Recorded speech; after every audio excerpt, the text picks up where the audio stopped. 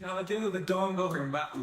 It's TSM, one sip at a time, breaking the chains that held me blind. I'm learning to live, finding my way, step by step, I'm breaking away. With every pour, I'm claiming my life. It's TSM, I'm ready to thrive. Yeah, it's TSM.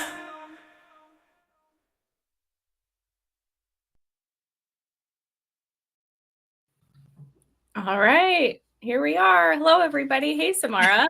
Before we hit record, I was like cracking up because Samara's like blowing her nose and I was saying a prayer over the live stream. It was just hilarious. Plus, we were having tech issues. So, Lots of tech issues today. yeah, but we're here. Yay. Hi, Samara. How are you? Hi, I'm good. I'm so happy to be here. We haven't done this in a while, so I'm I excited. know. Yeah, it's been a while. I was out of town and yeah, like it's good to be back. So, just want to first start by welcoming everyone. So, we're streaming on several platforms. We're on YouTube, Twitter, Facebook, and Instagram. So, welcome to everyone who's joining us from wherever you are.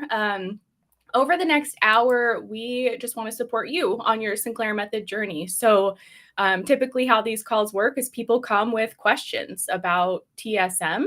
Samara and I are open books with our own personal Sinclair method journey, the ups and downs. And we've also been coaching people for many years now. So, we've worked with a lot of people through this treatment. So, we would love to support you on your journey. Wherever you're tuning in from, you can ask a question by dropping it in the comment, and we will do our best to get to all of them. Of course, we're not doctors, so we're not giving medical advice, but we're happy to speak to our own experience or what we've seen work for others. So yeah, welcome everyone. Glad to have you guys here. Something's been on my mind, Samara, that I thought we could kick off today's talk with. And it's kind of a general subject that I think we encounter with some people on TSM. Where, and this has come up like recently, like a couple of our members, and then just getting random emails from people. And so sometimes there's these like themes that come up. And the theme coming up is people who are on Naltrexone. They're doing the protocol correctly, but they've been drinking for decades and they're really not ready or willing or able to meet the medicine halfway, as we say. So it's like they know what they need to do, but just like when we try to lose weight, you know, like we know what we need to do to lose weight, but like it's the doing it that is difficult. And I was kind of just perplexed because I don't think there's one right answer, or I never want to come off as like, you know, judging somebody because it's such a personal journey. Like so much can be learned in that plateau or wilderness period of TSM. So it's not about like racing to extinction and seeing all this progress on a certain timeline, because so much can be learned there. But just wanted to hear your thoughts as a coach, kind of what you've observed with people who maybe they're taking Altrexone correctly, but we know it's more than just a medication, and they're kind of aware of the fact that they're not, you know, doing the work to change habits and things like that, but they're kind of in that place of maybe not even being willing to do the work or able, or maybe they're unclear. Just want to hear your thoughts. I hope that makes sense from your perspective, because you did TSM. I know you had challenges, and then, you know, working with others as well. Yeah, what a great question. I had so many different thoughts come up when you were explaining that, like all the different areas, you know, all the aspects that we have to like kind of push through, I guess, when we're doing this. But just thinking back to my own journey, my own experience, I was in that place the first time around in 2019. I was not willing or not able necessarily. I just didn't really know how to meet the pill halfway. I thought it was going to be a magic pill that was just going to just wipe out the problem and just I'll be on my merry way, even though I really didn't have a clear picture of what my life would look like after. You know, I didn't spend a lot of time thinking about envisioning my life after TSM or anything. So yeah, it does take quite a bit of intention, doesn't it? Yeah, and there's so much this is something I feel like is hitting home. Like, I feel so lucky being able to work with people and kind of watch them progress through their journey. I learned so much about what it takes to succeed with the treatment. And everyone is so unique and so different. Like, what Yeah. clicks for one person doesn't for another. Of Right. course, there's some like themes and like best practices, but everyone's journey is so different. Hmm. And one of our members, who they're coming up on 2 years on TSM, they're basically at extinction, but they went a lot slower than what they were expecting.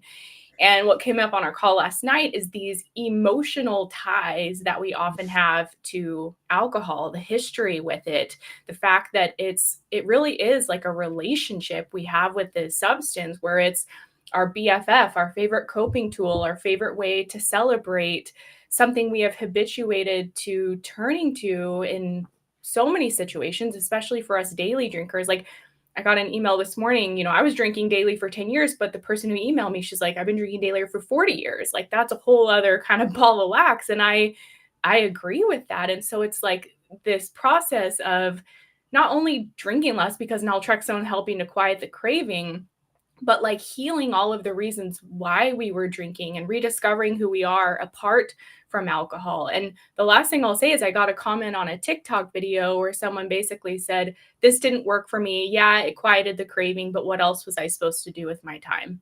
And it's Wow. like, that's it. So like, it did work for them in the sense that like it quieted the craving. That's what naltrexone does.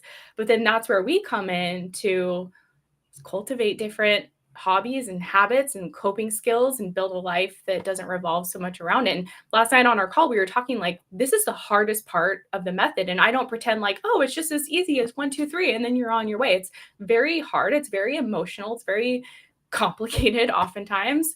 What are your thoughts on that? Especially with your own personal journey, since you technically like quote unquote failed your first time around with TSM, and like, just what have you learned over the years on that topic?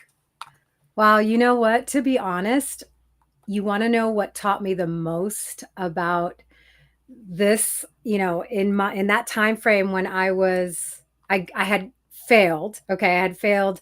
I had gone back to drinking without the pill. So like basically my AUD was coming all the way back again. I had basically reached extinction.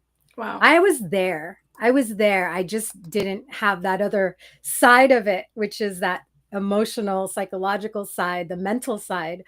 I wasn't there yet mentally.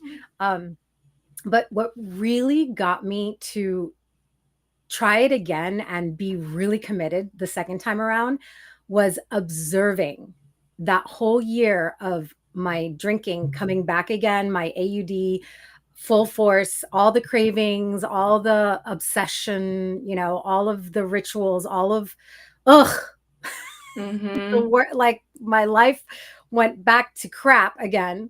Oh, It was really just observing that, like being really, I didn't even know about mindfulness back then, but I yeah. was just observing the consequences of my life and how my life had just started going downhill again, spiraling down. Yeah. And even my mental health spiraling down, and my physical health spiraling down, everything spiral, my relationships, everything spiraling down. And then that's what finally got me. It was like my why. It was Yeah. like the most significant why. Like, I really want to be done with this once and for all. Like, I am done. Like, it was this determination that welled up inside of me, that then I was willing to do the other work that we talk Yeah. about, and there's a lot of work. Like, there's work in our belief system, like if we still want alcohol to be the number one thing that we do for fun, like that's not going to work. Mhm. It's just not. It's not. It's going to conflict with what we're after. You know what I mean? Yeah. It's like two opposing things. You know what I mean? I know exactly what you mean. You're like taking naltrexone to drink less, so you're doing the protocol correctly, but then you have this a belief. Oftentimes, like you and I know, they're operating under the surface, like we're not even aware of them, but perhaps a belief you've had for years or decades, like alcohol is my favorite way to unwind, or I don't know who I would be if I didn't drink every day. I talked with one of our members, that's where they were at. Like they've been drinking every day for decades and they're like, it terrifies me to even think about an alcohol-free day. And that's the reality. And we say that not to judge or condemn or anything. It's just like recognizing where you are. And I love that you said that your kind of first step back into a successful TSM journey was just observing. Because I think sometimes we can feel so overwhelmed because where we are is so far away from where we want to be. And it's like, I have no idea how I'm even going to get there. Like if you're drinking every day, still getting drunk every day, and you like want to be someone who drinks twice a week and has 2 glasses of wine, like that's miles and miles away. It's like, how do I even begin to get there? And so a lot of people can feel discouraged or frustrated or paralyzed, not knowing what to do. And just that first step of becoming more aware, bringing the habit and the pattern into your conscious awareness, paying attention to it, being curious about it. And it reminds me actually of one of our members who he has been in our program for 2 years, and he documented his whole journey like throughout. And he recently reached extinction a few months ago, but it was after he did TSM.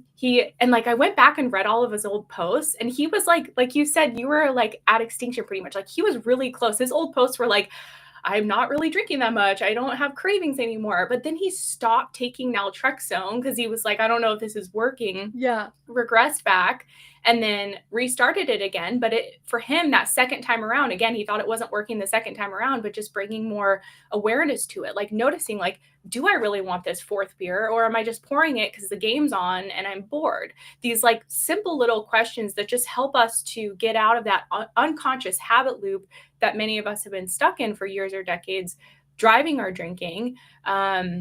And just place that, I always called it like the light of awareness. And with that light of awareness, insights come. Like if you answer the question, I don't really want that 4th beer, it doesn't sound very good. It's like, okay, well then why am I pouring it? And maybe you still pour it, but you're like, I'm drinking this and I'm not really enjoying it. Like that awareness and that information can be super helpful to help. That, like that's the starting point for changing the habits, the behaviors, the beliefs, and things like that. Would you agree? Absolutely. Yeah. Awareness is the first step. Yeah. And it's this like tender awareness that I really didn't know much about it back then, about being compassionate towards myself. But there was some sort of curiosity that kind of kept me from judging myself and just observing. And that we need that curiosity, because if not, it's just shame and judgment. And then we're just in this shame loop, and we just end up, I think in many people's cases, we end up drinking because of the shame, because we want to numb the shame. It's such a horrible feeling, right? So, I was in that shame loop for decades of drinking because of shame. But then for some reason, this time in between my 2 TSM, experiences, I all of a sudden had some curiosity towards it. Mm-hmm. So thank God for that. Yeah. Because I was able to kind of just step back and observe. And then I saw all the reasons why I just wanted to be done with this. Like, I can't do this anymore. Yeah. And I just want to say several of you have joined. So welcome everyone who's joining. If you guys have questions about the Sinclair method, you can drop them in the chat wherever you are joining from. Welcome. Glad you guys are here. So going back to that member who documented their journey in our program, I think you know who I'm talking about. But for that person, it was also like, because we were kind of repetitive probably inside Thrive about like mindful drinking and awareness and habit change, like all these kind of core things. And part of their testimony was like, I didn't really take it seriously. Like I knew I needed to do it, but I didn't really think it would make a difference. And for them, just by paying attention, and when we say mindfulness, it's like, well, what does that even mean? Yeah. It's really just like paying attention, becoming curious. Like we have a ton of questions in our program that people can ask themselves, like, am I enjoying this drink? Do I have a craving for another one? How quickly am I drinking it? How does it taste? How do I feel? Like just becoming super curious. And I love that you said, without judgment or condemnation, because that is just debilitating for our soul. Like we just want to drink more to mask that. I wholeheartedly agree with that. But when we can meet ourselves with kindness and compassion, like I remember I was like, part of like something I learned about myself when I went on TSM was how much I like hated myself, to be honest, like Mhm. just in the simplest terms, because the way I was drinking was a very self-destructive thing. And like if I actually loved and respected myself, I would have never abused myself Mhm. with alcohol in the way that I did. Now, consciously, I wasn't aware that I'm like I hated myself or I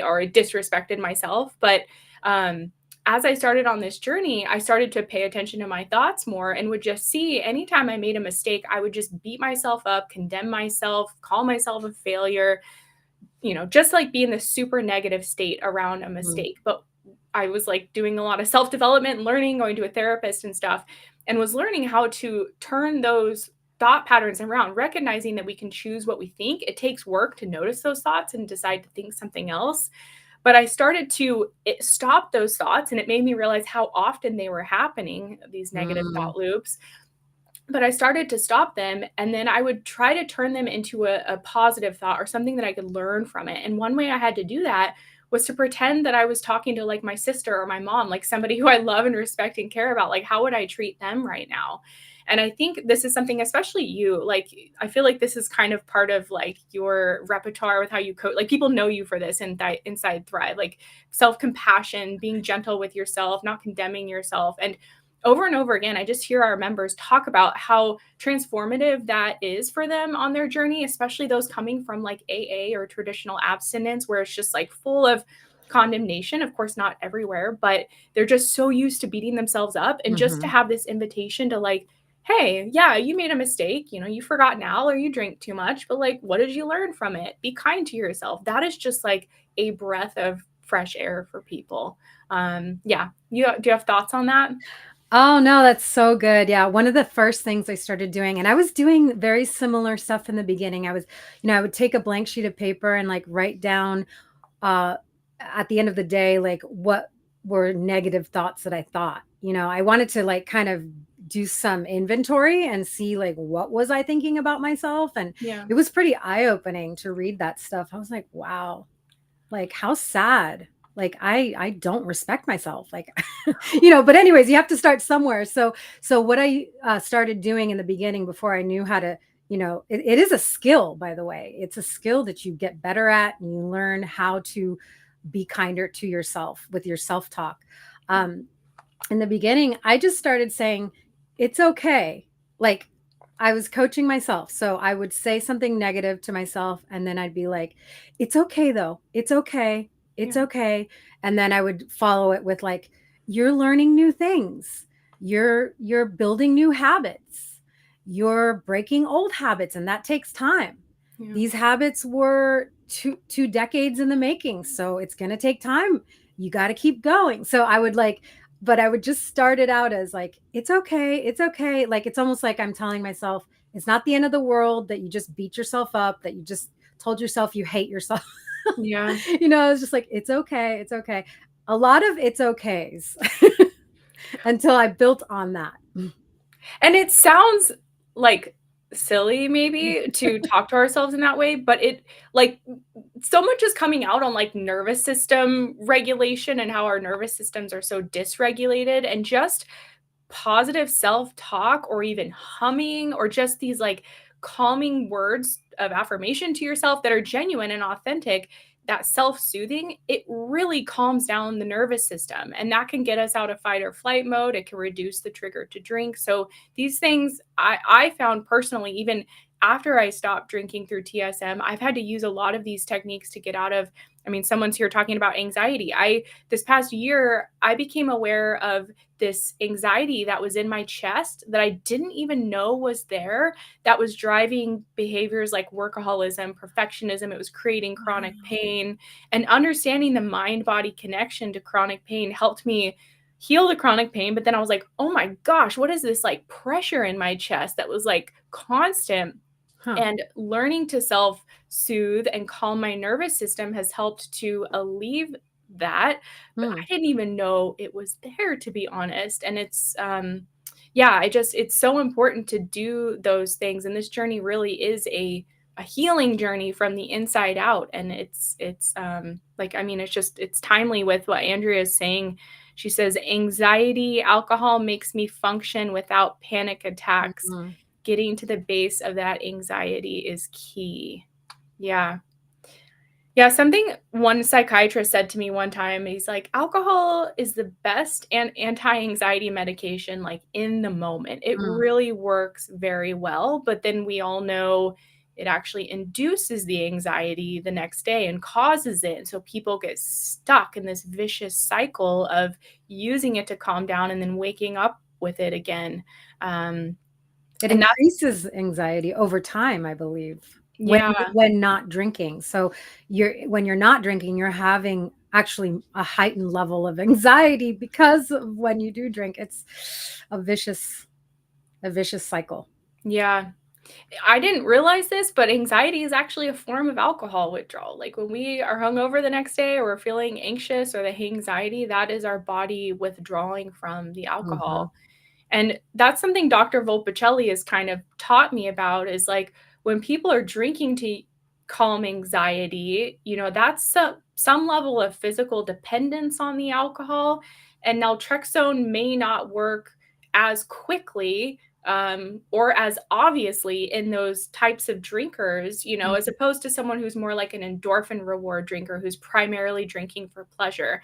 Now, Mm. that's not to say it won't work. I've seen it work for those people, but oftentimes, and to Andrea's point, it's like, okay, getting to the root of the anxiety and learning other coping skills, which can be very difficult, especially because alcohol works in like 5 minutes or less, deep breathing or meditation or going on a walk. It's not as quick and effective, but you can teach yourself these things and actually use, coping skills that are working in the long run and not further inducing the anxiety, like throwing gasoline on the fire.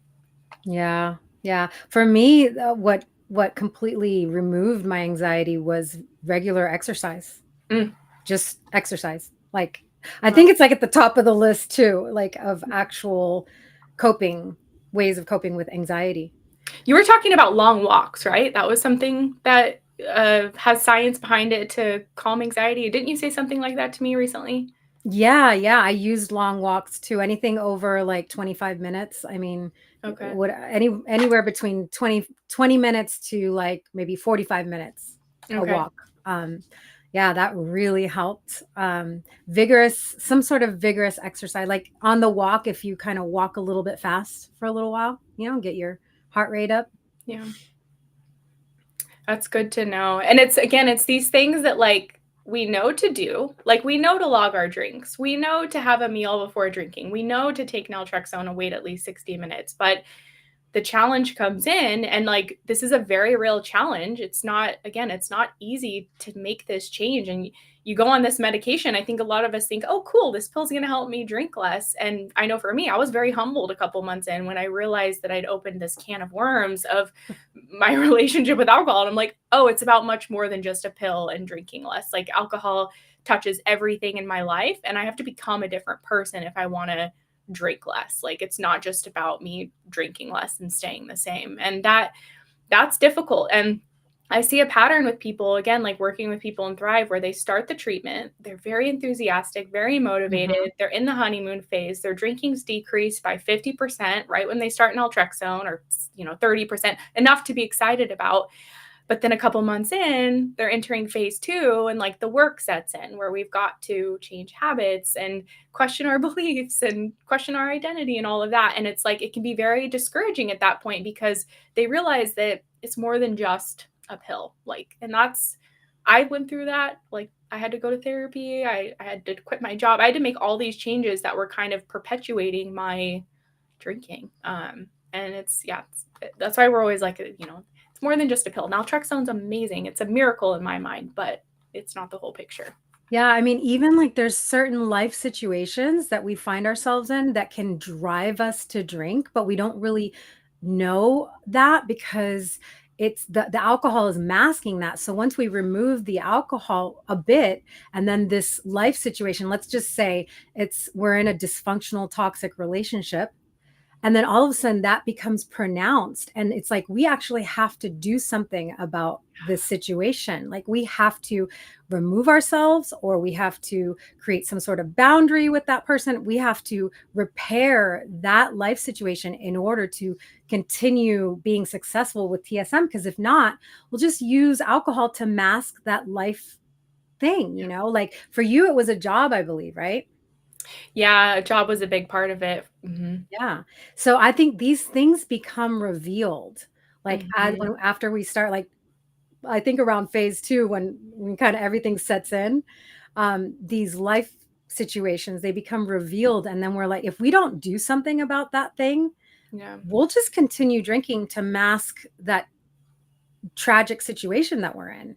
You know, we What could. I wanna say too, it's not necessarily even just a tragic situation, like, I work with people who are in retirement and they're bored, and they don't know Mm, what else to do with their time because they spent the last decades working, and they don't really have hobbies or passions, and it's just very easy to keep drinking daily or, keep drinking a high amount because they don't have to be anywhere, they're comfortable.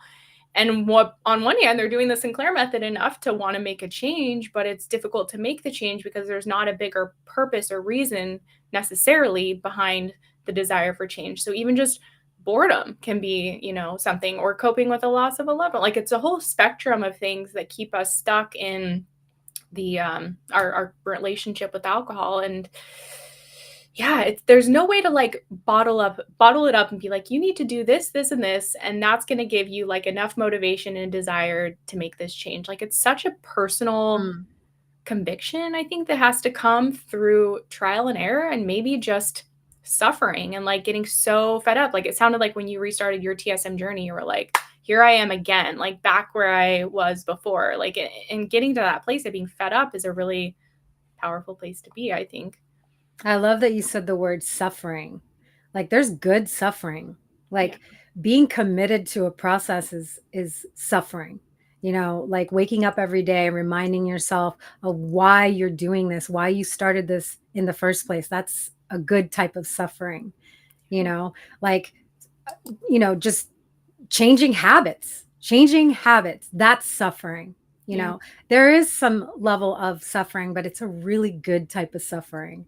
Yeah, it is. It strengthens us, right? It builds that endurance. I feel like when I was drinking for so long, alcohol truly became my crutch and it made my ability to be resilient and cope Mm, and get through life's things. I was so feeble. Like any bad day, any death in the family, any trial, alcohol, alcohol, alcohol every day.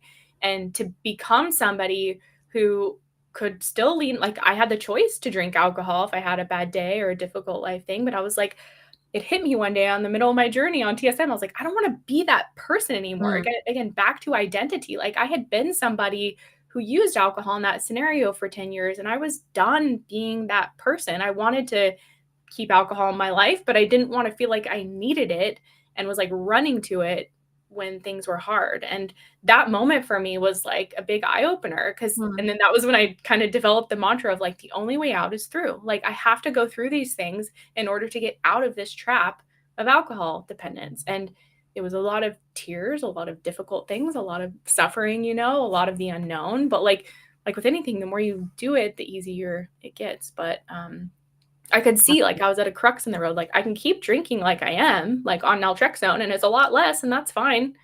Or like I can push through and realize like I don't want to be somebody who needs alcohol every time something goes wrong. Yeah. And what was your reason? So underneath every reason why, there's like another reason why. Like I think underneath that, what was going on for you? like like a meaningful thing, like a meaningful pursuit. Yeah, I love that question. I deeply, deeply wanted to live a life that felt like it was meaningful and had purpose because for so long I would like take jobs that maybe I was overqualified for, or that were just like easy jobs that I could kind of get by with a hungover or even drinking on my lunch break or something. And so I would bounce around to different jobs and just feel like so bored. Mm, There was something inside me that just had this hunger for like passion and meaning, and I wanted that so bad. And I think you and I have talked about like I didn't realize it at the time, but drinking was my purpose and my meaning in life. It's what I looked forward to, it's what I lived for, it's what I woke up thinking about. Like it was just so central to my absolutely. yeah, it was so central to my life. And just yeah, I think yeah. Does that answer your question? Like, I just had this hunger for like, I want to live a meaningful life. And I can't do that when I'm drinking in this way because I have no confidence. I have no energy. My mind is in a fog. Like it was like this huge obstacle, you know, to like the things I deep down really, really wanted in life.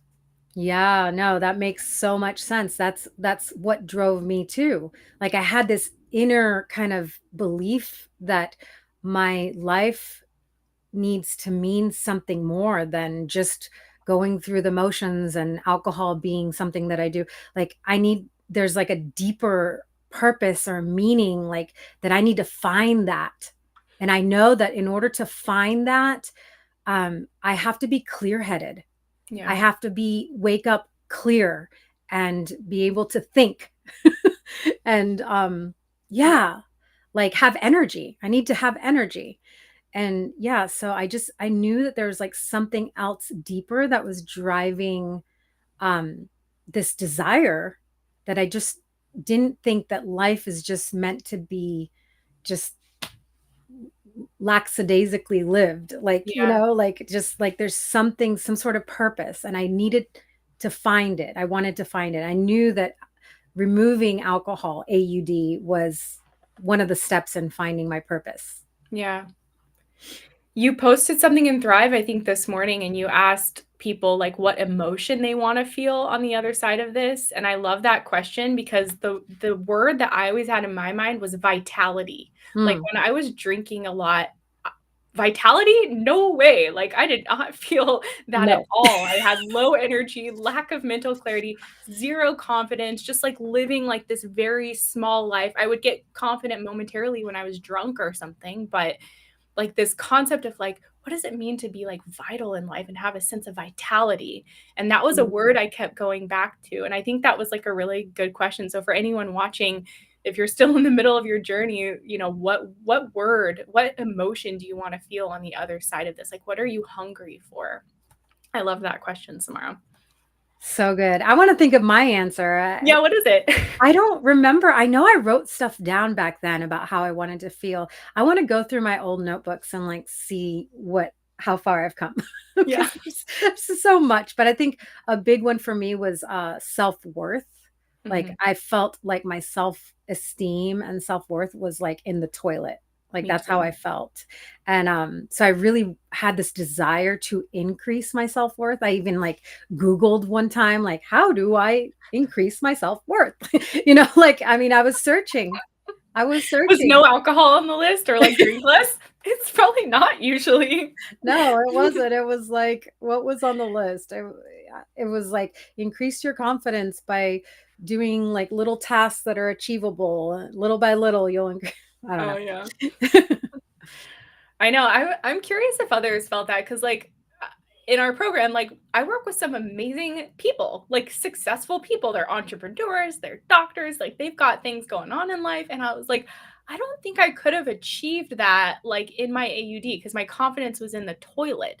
And so, does everyone feel like their confidence is in the toilet with AUD? I don't know. If anyone's here and wants to speak to that, I would be curious. But I totally resonate with what you said, where I felt so small, and like drinking would make me feel confident in the moment, but it cost so much. And I was living like just a doormat for everyone around me because I was Mm. like, I'm not worth the space that I'm taking up. So say or Oh, do whatever you want to me, you know? And oh to get to my. that place of feeling like just comfortable in my own skin and confident again and like it just built.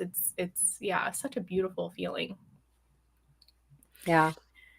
Okay, I see a Hey, couple Frank. things. I know. I see Frank here. I love this. He says, "You guys are the best. Thank you for the endless supply of education, motivation, and support on the Thrive site." Thanks for joining us today, Frank. So he's got a question around if you're considering a therapist at some point in your journey, should the therapist be familiar with TSM? What are your thoughts on that, Samara? I mean, I guess in an ideal world, I would say yes, because that would be super cool to have a therapist that's like on board with your TSM journey and following it. At the same time, I've have clients who found a therapist and then told their therapist what they were doing, and then the therapist got on board with them there. So like they were able to, get them on their team as along with their TSM journey. So that was really cool. I think the one thing I would say is if you found a therapist who absolutely, and you told them about it and they were like, no, Mhm. like you need to go to AA or something. Like if there's someone who contradicts it, I think that might not be so helpful because then you're getting two opposing views. Um, Yeah.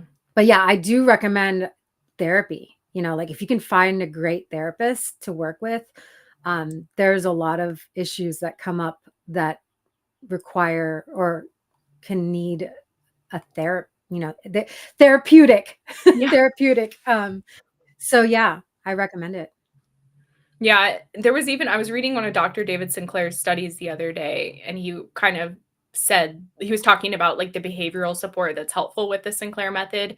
And just what you said, like if you're going to a therapist who is promoting or pushing abstinence, it can actually be counterproductive. I mean, that makes sense to TSM. So sadly, there's like very few therapists that I know who are supportive and aware of TSM. Maybe there's more out there, but I just haven't come across them. But if you can find someone who, yeah, like Samara said, is at least not opposed to it, and is, supportive of your goal to drink less, I think that can be helpful. One of our members in our program, they're working with a therapist who wasn't familiar with TSM, but they're okay with it, and they're helping them work through some of the underlying, reasons for drinking that, are kind of very deeply rooted in childhood trauma and things like that. So it can be very helpful, and hopefully there will be a lot of therapists that are, okay with alcohol reduction as opposed to abstinence, but there are definitely those that have the conviction that abstinence is the only way. I've talked to so many people recently who've had that experience, and just keep looking for another therapist. But I agree. I went to therapy again. I went on Naltrexone thinking, cool, this pill's going to help me drink less. And then a few months in, I was like, okay, this is a lot more than just a medication. And my therapist was really helpful. I just went for a few months, but she kind of helped me work through some, things from the past that I didn't even realize I was using alcohol to kind of numb out from. I found that, I don't know if you found this, Samara, but the less I drank and the less numb I became, like memories surfaced that I Mm. didn't even know were there. And I was like, what is this? Like, I didn't know that was something that happened or that was still like weighing on me or bothering me, but I was so numb every day for 10 years that I just don't think I allowed myself to feel certain things. Did that happen to you at all in your journey? Oh, completely. Yeah. Yeah. All this stuff came back about my behavior with alcohol and mistakes that I made, past mistakes Yeah. with family and friends, and it was like haunting me. Wow. So Wow. I did like finally forgive myself for all of that stuff. Like I just kind of made peace with the past, and yeah, that self compassion came in, and I just kind of made peace with it, and I allowed myself to forgive myself. I think that's one thing, like, Yeah. that we can hold on to unforgiveness for our past. Yeah. Yeah. But like what's crazy, I know you and I've kind of talked about this a bit, but there's some people out there that believe like in order to overcome an addiction, you have to like get to the root of trauma. But in my case, like I was working through some stuff, but there's been so much more stuff that has come up in my life the last couple of years. And I like healed from my addiction years ago. Like it's been almost 7 years since I drank. But like there's this other stuff that has come up. Like I mentioned, just like I had like this chronic health issue, which was actually, now I know, like repressed emotions that were kind Wow. of buried. Um, and so it's just been eye-opening to me that like, I don't believe it's true that we need to like figure out all our trauma and get all that taken care of in order to overcome alcohol dependence. I think it can be helpful, but I think with the power of what naltrexone does, quieting that desire to drink over time, if we're willing to kind of gradually experience discomfort and gradually change habits, like, this healing journey never really stops. I don't think, like, even this past year, like I realized very vividly that I replaced my alcoholism with like workaholism. And I've kind of shared that with you guys in the community and stuff. I'm like, oh, okay, this is interesting. Well, what's that from? Again, just like stuff under the surface. But I think we're always kind of healing and changing and developing as humans apart from alcohol. Yeah, it's so interesting that you say all of that because the same thing happened to me. I just I just barely crossed the surface of my trauma when I was removing the AUD with TSM. You know, it would be 2 years later when I would s- really deal with the significant portion of Wow. trauma that was from childhood. Um, I grew up in a really violent, abusive home, Wow. and verbally abusive, physically abusive, violent, angry Wow. home. And I pushed all that stuff down. And then 2 years after I had removed the AUD, now I started to heal from all that stuff. It's almost like I needed to heal the AUD first and get that out of the way so that I could finally deal with these deeper, Yeah. deeper issues that were, when they were coming up, it was intense, like I was crying every day for like a year. Wow. Yeah, it's a lot of crying, but it's good because it drops you into your Yeah. parasympathetic nervous system. So So yeah. it's very healing and it feels good to cry. So, anyways, it is what it is, and Yeah. I'm better for it now.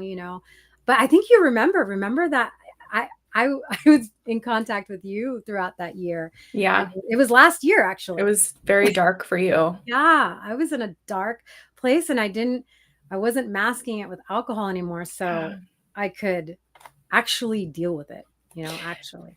That's it. Like, because I've gone through, as you know too, like we kind of talk to each other about these things. I've gone through some very dark things too since overcoming AUD, like just depression or emotional stuff or anxiety or so many things. And what's amazing is I don't want to drink. Like, I even try. I'm like, does a drink sound good right now? And it doesn't, because my brain is completely fixed, which to me is just such a miracle, honestly, because I think I would have so easily been triggered to relapse just knowing my 10-year battle with it. Like, it was any little thing could set me off. Even when I was 3 months sober, 6 months sober, it was like, oh, okay, I'm just going to give in. But to genuinely have no desire to numb out and just wanting to actually work through it and get to the other side, it's such an amazing place to be because you see yourself grow and transform. And like for me with my AUD, I just felt stunted, like stuck in this kind of same place mentally, psychologically, emotionally, spiritually, the Mm, whole time I was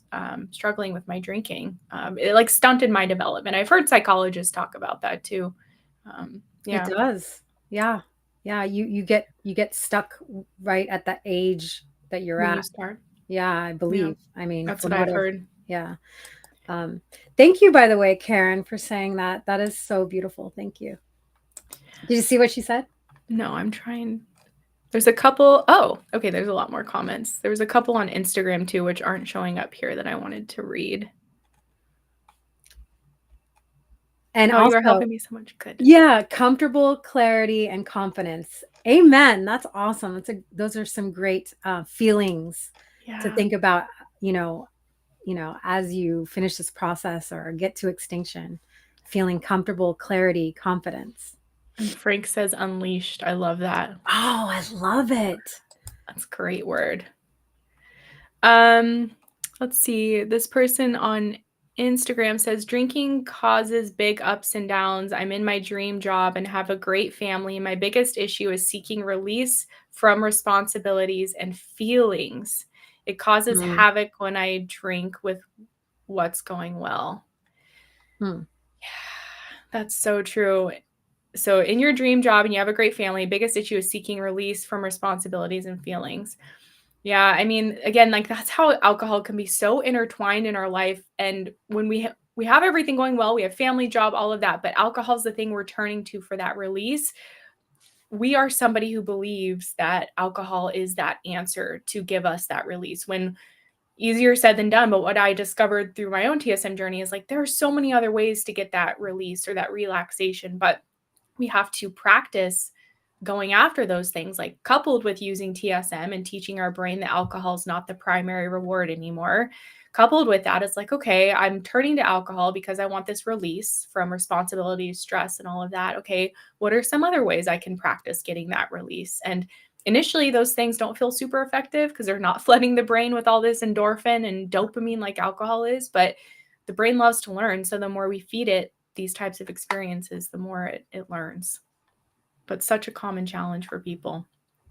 Yeah, that used to be my reason for drinking. I wanted to put a stamp on the day, just be done with my responsibilities, just kind of, okay, relax and turn off all the noise. And I really, for a long time, I thought, there's no other way to do this. Like, Yeah. I genuinely like had this block. I was like, I don't think there's another way to unwind in this No. amazing way. And then I started getting really curious about it. And I was like, well, wait a second. How does this person unwind? They're Yes. not drinking a bottle plus of wine every night, to Yeah. unwind. What are they doing to unwind? They still have stressful lives just as much as mine, like probably more. Who knows? Like they're dealing Yeah. with all their life stuff.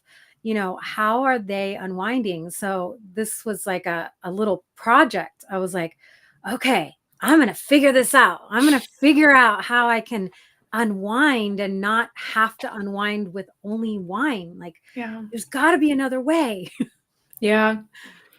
I know. I love that you said you referenced other people. That was so helpful for me too. Like my husband, he doesn't have a drinking problem. He's like the most normal, moderate drinker ever. And I constantly look to him. I'm like had to model his behavior. Like, okay, he intentionally doesn't drink during the day. He doesn't drink when he's upset. He only drinks with food. And so I was like copying his behavior, trying to mimic it because I'm like, that's what a normal drinker looks like. But That's it can be great. helpful to have that frame of reference. Oh, that's so good. I'm so glad that we have that theme in Thrive. What would a normal person do? What would a normal drinker do? Yeah. How would they behave with alcohol? Yeah. It's a That great. one question just like can change everything, I swear. And I just want to say, I love that Andrea said creative, like to want to feel creativity. I really believe, because I was hungry for that too. And I think alcohol can be a substitute for that. Like we're not healthfully expressing our creative side. And so we just numb with the alcohol. There's this quote by Viktor Frankl where he says, and I'm going to butcher it maybe, but he says, when our life lacks meaning, we distract ourselves with pleasure. And I Wow. think creativity is a huge source of meaning for a lot of people in life. So I hope, Andrea, that you pursue whatever your creative outlet is as you progress on this journey. That's so beautiful. Sarah from Cozumel. Let's see. Hello from Cozumel. That's cool that you're there. I have been on the Sinclair method since last July. My Sinclair method doctor recently put me on 100 milligrams Before I drink. before I drink. I don't know that word. Yeah, there's a word. There's a word. Do you know of people that went up to 100 milligrams and it made extinction come a little faster, maybe? I do. Okay, go ahead. Our member who recently hit extinction, the one who had 2 tries like me. Oh, yeah. He's one of them. Yep. Okay. Yeah. Yeah. He said So- the 50 milligrams wasn't really like he really noticed a difference once he switched to 100 milligrams. And he did it with his doctor's advice. And Yeah. so he did it properly. And yeah, it worked.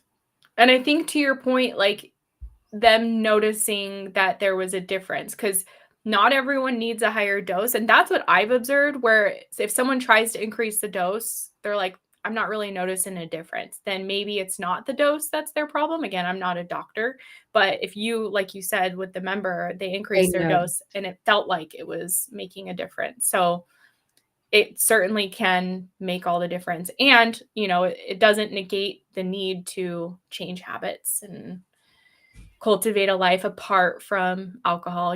Like one of our members last night, she's been on the method for almost a year, and she was talking about how she had her first time going to an airport and being on a plane and not drinking. And so this for her is a huge milestone, because normally a lot of us, we drink in airports. She was like, I get there early just so I can drink, I'm getting on the, yeah. That was me. That was So, me. like, It was if a whole thing. Yeah. If you're on more Naltrexone, like, are you willing to kind of put yourself in situations where you would have normally drank and not drink? That's where like the habitual or behavioral stuff comes in. But yeah, I think there's a lot of people that drink at airports. It's a theme. Oh, so she says, I'm on 100 milligrams now and noticed about 2 weeks ago, smells, taste changes. Yeah. Oh, So if it's working, yeah.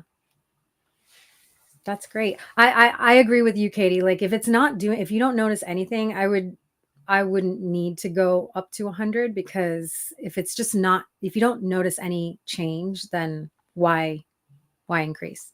Yeah.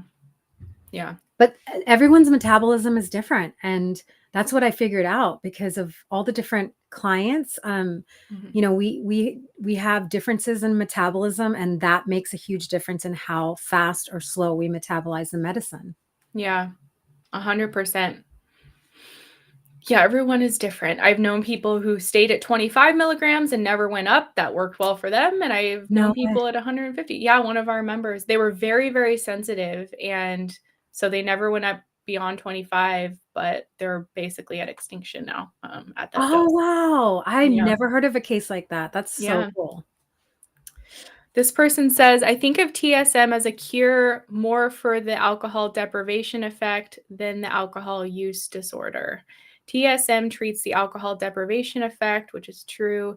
Alcohol use disorder has more factors, including psychosocial, spiritual. Treating the alcohol deprivation effect helps us deal with all the rest much more effectively, in my opinion. Yeah, I think I tend to agree with that. For those that don't know, the alcohol deprivation effect is something that's been researched by David Sinclair and others that kind of demonstrated that when someone's brain is addicted to alcohol and they quit drinking, their brain goes into the alcohol deprivation effect, which essentially the brain is deprived of the endorphin reward from the alcohol and it's looking for it. So it increases the craving for alcohol, and that often leads people to relapsing. And generally, when they relapse, they end up binging. So, with the Sinclair method and Naltrexone, yeah, what it's doing is quieting the craving, giving us more control when we drink. But to your point, like the alcohol use disorder, that's more the behavioral side of things. So, I think that's what we talk a lot about, like meeting the medicine halfway. That's an interesting perspective. I've never thought of it like that. Thank you for your comment. Any thoughts on that one, Samara?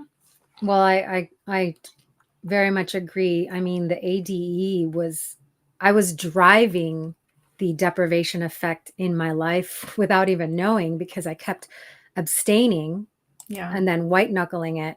And then the cravings would increase, and I didn't know what was happening to me. I did notice that my cravings were increasing over the course of many years of doing this abstinence thing, Yeah. where I would get sober for a little while. I would stay sober for as long as I could. and then Yep. and then boom, a binge. And so it actually caused a binge drinking disorder within. Yes. Yes, it caused it, but I didn't know. I was just like clueless, trying to stick to AA. I was such a failure. I was such a failure because I could not stay sober, and it Yeah. was all my fault. And I was saying that to myself. I heard them saying it to me. And, and then when I finally found this science, I was like, what a relief. Oh my gosh. It was nothing. It was science. Like I was increasing this deprivation effect, and like Yeah. it had nothing to do with me and how good of a person I am, or how, whatever, like all of the moral things, Yeah. it had nothing to do with that. It was genuinely like a scientific explanation for what was Yeah. happening to me. Honestly, yeah. Yeah. And I think for a lot of us, knowing that there's science and it's proven effective, for me, that was like a foundation I could ground myself in. Even on the days I drank too much or felt discouraged, I was like, no, this has like evidence behind it. It works for most people. It's going to work for me. And just reminding myself of that, it helped so much to have that to kind of ground into the evidence behind it. And it's like nobody's perfect. We all have character flaws. Like I think that's part of like getting older in life. Hopefully we get wiser and become better people, hopefully. But yeah, to kind of call alcohol use disorder like a character defect, I don't know. It just doesn't, like, I think that's the last thing we need when we're already in the dumps of alcohol use disorder and our confidence and our, self-respect is already in the toilet. It's like, oh, and you're an alcoholic and you're flawed. It's like, I know. And you have to call yourself an alcoholic for the rest of your life, and you have to label yourself that. And I knew that was conflicting with like my beliefs of how we can change and become better versions of ourselves. And I was like, this isn't like, it's not sinking in for me. Like there's Yeah. something wrong here, so I kind of had an idea that, what is taught in AA wasn't necessarily the truth, in my experience, Yeah. because I knew that I didn't have to identify as an alcoholic for the rest of my life, that I could get rid of this disorder and be done with it. Yeah. Yep. Mary's asking, do people ever come to Thrive or TSM from AA? Yeah, all the time. Samara's one of them. We have a lot of people in our program who were in and out of the rooms of AA and came to TSM. I have several interviews with people who did that. We never I'm never advocating for the Sinclair method to just tell someone in recovery to start drinking. Like sometimes I get rude comments from people because they're like, oh, so you're telling alcoholics to start drinking again. And that's never my intention. If a video on the internet prompts someone to like relapse, it probably would have happened apart from me sharing that information, I would imagine. But typically when people come to TSM from AA, the recovery method's not working. They're craving. They're feeling like they're going to relapse at some point. Like I know you talk about, Samara, like there were aspects of the program that were very helpful for you, but it never got rid of the craving. So again, like you talked about that binge cycle you would get stuck in, you get the alcohol deprivation effect, go into craving mode and then relapse. And so I think a lot of people kind of come out of AA, like it was never going to work for them, or like they feel like it was never going to work for them. And so they want to go through TSM. And even if someone's long-term goal is to be sober, going through the Sinclair method path, reaching extinction is such a free place to be if your goal is to be sober, because you're not craving, you're not calling yourself an alcoholic, you're not having to go to meetings to remind yourself why you can't drink. It's just like your brain gets fixed, and then not drinking becomes the easy choice. You just don't want to drink, and that's true freedom. Yeah, you could drink if you wanted to, but you Yeah. just don't want it. Yeah. How amazing is that?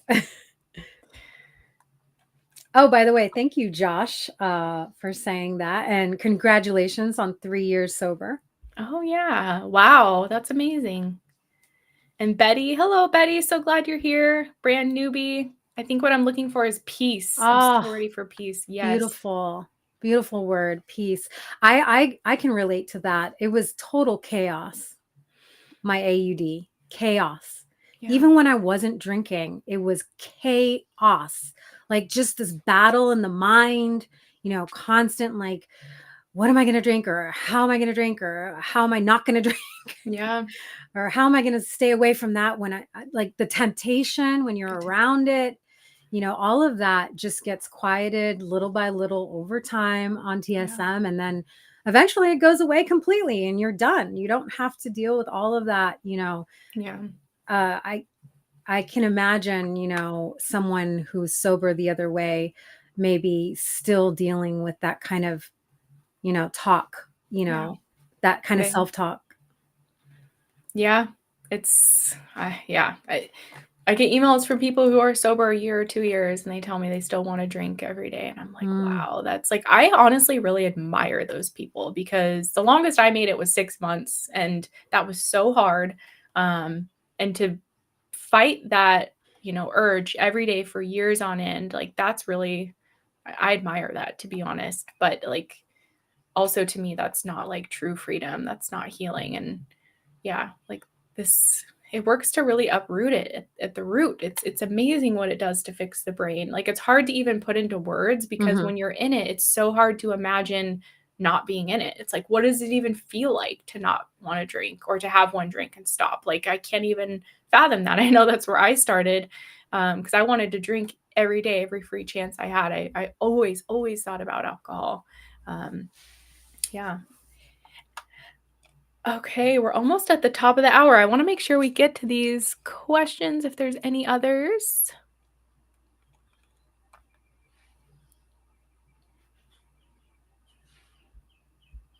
Eileen, I'm 5'2" and weigh 122 pounds. I have been on TSM for years now. I take 100 milligrams daily. I have reduced my drinking, but still drink daily. Well, that's great that you've reduced your drinking. And I mean, to me, that's a sign that Naltrexone is working for you and that you're a candidate for it. If you've been on TSM for years and you're still drinking daily, I would ask if you have a plan to work toward an alcohol-free day, because alcohol-free days are really imperative to reaching extinction on this treatment, because without your brain having a chance to be without naltrexone and to experience other pleasures and just experiences in general outside of alcohol, you have no frame of reference for, like, other hobbies or pleasures or coping skills outside of alcohol. Sorry, I have something in my eye. Ow. Oh no. So I would be curious, Eileen, if you are like, what are your thoughts on an alcohol-free day? Does that seem terrifying to you still? Have you tried to work toward that when you drink daily? Do you feel like you're drinking with control, or is it still binging a lot? Working toward an alcohol-free day, it's not something you have to like force or white knuckle. You can do it gradually by having small goals that you're working toward each day or each week.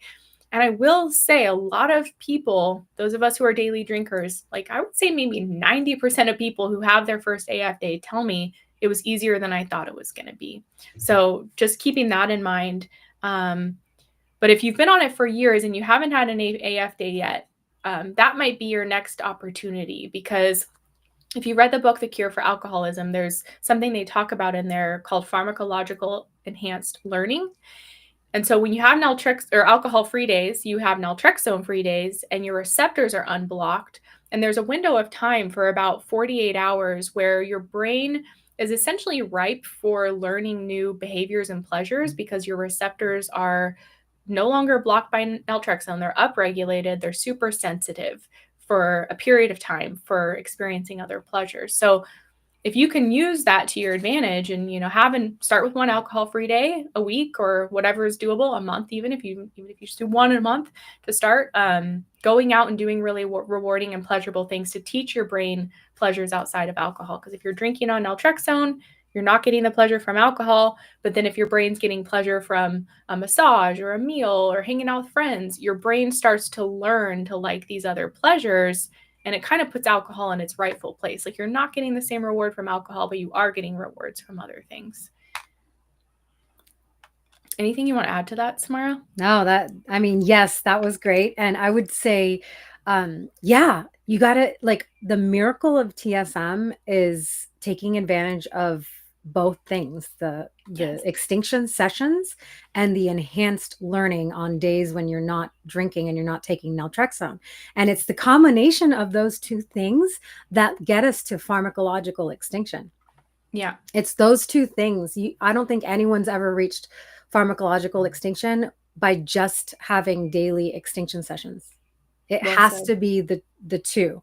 And I think that isn't talked about enough. It really is. And the really cool thing about it is that when we start taking advantage of this enhanced learning, the whole world opens up to us. It's so amazing.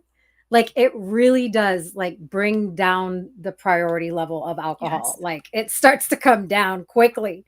And then you can build on that one alcohol-free day a week, like in your time. Like, you can totally do it when you're ready and as gently as possible. And I've seen people do it over the course of like 6 months, where they just started adding in just one AF day. Mm-hmm. Then they were like, let me see if I can do that every week on Monday. And then they're like, they did that for a while. And then they say, I think I can do 2 now. So then they do Monday, Tuesday, and they go like that for about 6 months. And then now they're at extinction. Yeah. So yeah, it can be a really fun that part of TSM is like the really exciting part, because once you start taking advantage of those heightened endorphins that you're getting on non-naltrexone, non-alcohol days, oh man, so fun. Yeah. And you rediscover that there are so many pleasures and joys in life outside of alcohol. Andrew Huberman says, he had this quote that an addiction is the gradual narrowing of the things that bring us pleasure. So we just become hyper focused on alcohol as the only thing that's going to give us pleasure in life. And I genuinely believe that all other pleasures, even a massage or a spa day, paled in comparison. Like if they didn't have champagne, I wasn't going, kind of thing. And so, but as we go on naltrexone and our brain isn't getting the same level of reward from alcohol, but we go to that spa day and we don't drink, we actually get the reward from it. And so over time, the scales tip and your brain thinks, I could drink today, or I could go to that spa day where I'm actually going to get the endorphins and dopamine. And that's where people, like, I had a client tell me, she was like, I love to read. And the other night I was contemplating to open a bottle of wine or read a book, and I chose the book. Like, she was shocked at that fact, but she'd exposed herself to that enough where her brain was like, yeah, let's read the book, because alcohol is not going to hit in the same way that it used to. So that's the power of alcohol-free days. Anything more you want to say to that, Samara, before we wrap up? No, that's so good. And it's my favorite part about the Sinclair method. I love that we can take advantage of this naltrexone therapy, that we're having these extinction sessions. We can really take advantage of those and then like have these enhanced learning days where we just do a lot of exercise that day, go out walking in nature, play with your pets, eat spicy food, eat chocolate, eat ice cream, get a massage, go to a matinee, treat yourself on these special days. And if you pay attention, it's subtle, but if you pay attention, you'll notice. You will really notice that your endorphins are like flying high that day. You're like having a great day. Yeah. And use it as a time to treat yourself, like everything you listed. Like, you earned that alcohol-free day. Make it special, make it rewarding. Don't just go to work and go home and go to bed. Like, do something very special for yourself on that day so that your brain starts to look forward to alcohol-free days. Yeah. What a concept. It's like you earn earned that alcohol-free day by having compliant extinction sessions. Like, we have to drink to get better. Ha! I know. People get so mad at me when I say that on the internet. I know. It's like, but we technically do. So. Yeah. You do the behavior, you don't get the same reward. So it's common sense. It's like, well, if it's not as rewarding, you're probably going to want to do it less often. And you relearn all these other beautiful rewards and you realize, wow, life is so full and there's so many other things I can do for pleasure. Like, alcohol is just one of many things on the menu of options. Yeah. Oh, and I have heard this one theory going around in this TSM space, which is if you can get to 5 alcohol-free days a week consistently, you can reach extinction. One of our members just said that. Did she bring it up on the call with you? I don't know where I heard it. Yeah, I heard it from somebody, but I was like, oh my gosh, it makes so much sense. Well, it reminds me of what Hank, who some people know, he used to run a Facebook group and was involved in the TSM world a few years ago, but he was big on like 5 and 2. And so he always said the same thing, like 5 AF days a week, 2 drinking days a week. Like, that's where he was kind of guiding people to get to. And I remember on my TSM journey, I was stuck at 4 AF days a week for a while. Like, I was plateaued there for maybe like a couple of months. And then also once I got more, that's where it excelled. So maybe there's something to this. Yeah. We'll continue the research. It happened. Yeah. It happened for me that way too. The more AF days in a row consecutive, then I started reaching that next level. Wow. Yeah. Yeah. Yeah. And that's such a cool place to be when you're having more alcohol-free days than drinking days during the week. Like, that's an incredible feeling. You're like, I'm not drinking most days. This is so cool. Like, It is. Truly empowered over alcohol. Yeah. You have to have a plan. Like, all of you guys who are on this path, if there's no plan, there's not going to be that much progress. But put a plan in place, have like some goals that you want to reach for. I'm telling you, you can make it to the next level, the next level, the next level. Yeah. And don't get tripped up on like, where you want to be in a year from now, because that can just paralyze you if you realize how far away you are from where you want to be. Yes, have that in mind, but more so focus on like the next week or the next month. Like, where do you want to be in that short time frame? And then that will help you to think about the day-to-day decisions you're making to help you get to that next milestone. Because if you think about, where you want to be in a year from now, it can just be overwhelming. It's like too much to think about and you don't even know where to start, but just start with this week. Yeah. Incremental steps. And I know that's also a skill. Yeah, it is. And we say all this like fully understanding that behavior change is hard. Habit change is hard. It really is. Like, it's the harder part of the Sinclair method. I think taking naltrexone and drinking is the easy part. The hard part is changing the habits and getting alcohol-free days and becoming a moderate drinker. Like, it's not easy. So don't be hard on yourself. Give yourself grace. Give yourself time. There's not a race, but keep that vision like we talked about for your future. Like, hold on to that picture of where you want to be so you have something you're working toward, and then set little goals to get there. Because without that, it's so easy to just stay stuck in what we're doing. Because alcohol's like, when we have alcohol use disorder, it's an issue of like impulse control. Like, we're just, at least for me, I was just thinking about right now or today. I just want to scratch this itch. I just want to drink today. It was hard for me to think about 6 months or 3 months down the road. So, recognize that we're kind of teaching ourselves to think more long-term and get out of impulsive behaviors, strengthening our coping muscle, increasing our discipline, and things like that. Beautiful. Okay. Well, thanks so much for joining, guys. I appreciate all the Thrive members who joined. Great to see several of you here. And if you're not a member in the program and you want to learn more, reach out. You can learn more about the program on our website, thrivealcoholrecovery.com. You can reach out. I answer all the emails. Me and Samara, we just love to support people through TSM. So hope you guys, Samara and I had to fix my grammar there. That would have bothered me. My grandma's like voice is in my ear yelling at me. She used to get mad at me. Anyway, you guys, thank you so much for watching. If you came here late, you can always